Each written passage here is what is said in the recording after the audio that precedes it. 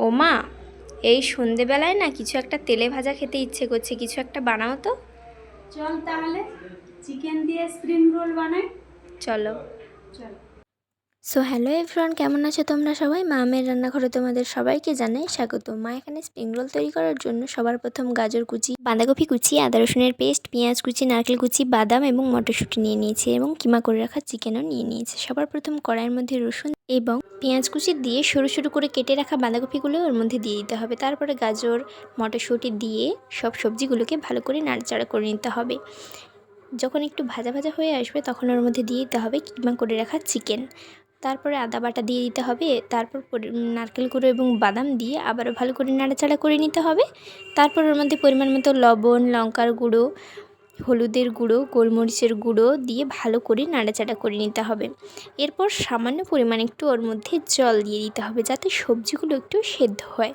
তারপর গরম মশলা গুঁড়ো, সয়া সস, টমেটো কেচাপ দিয়ে ভালো করে পুরটা রেডি করে নিতে হবে। তারপর ময়দার মধ্যে লবণ দিয়ে এবং অল্প অল্প জল দিয়ে ময়দার একটি ডো তৈরি করে নিতে হবে এবং ওটিকে চাপা দিয়ে 10 মিনিটের জন্য রেস্টে রেখে দিতে হবে। ততক্ষণ কর্নফ্লাওয়ারের মধ্যে গোলমরিচ এবং সামান্য একটু লবণ দিয়ে একটি পাতলা ব্যাটার তৈরি করে নিতে হবে জল দিয়ে। 10 মিনিট পর ময়দার ঢাকা খুলে ময়দাটিকে আরও একটু ভালো করে দেবে ওটা থেকে লেচি কেটে নিতে হবে ছোট ছোট করে।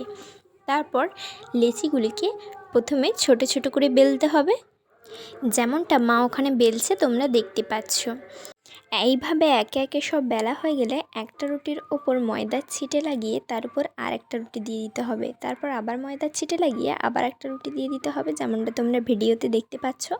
তারপরে একসাথে তিনটেকে এইভাবে বড় করে হাতের সাহায্যে বেলে নিতে হবে। তারপরে তাওয়ার মধ্যে উল্টে পাল্টে পরোটাগুলিকে সেঁকে নিতে হবে। তারপরে ঠান্ডা করে এইভাবে ছাড়িয়ে নিতে হবে, যেমনটা মা ছাড়িয়েছে। তারপরে ভিডিওতে দেখানোর মতো মা যেইভাবে মুড়ছে তোমরাও কর্নফ্লাওয়ারের ঘোল লাগিয়ে লাগিয়ে ঠিক এইভাবেই মুড়বে।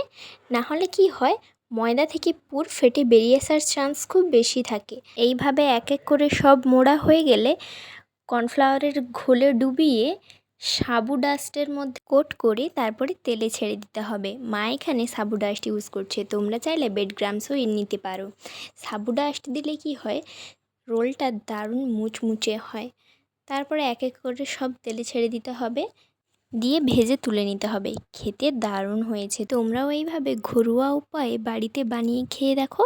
খেতে দারুণ টেস্টি এবং মুচমুচে হয়েছিল।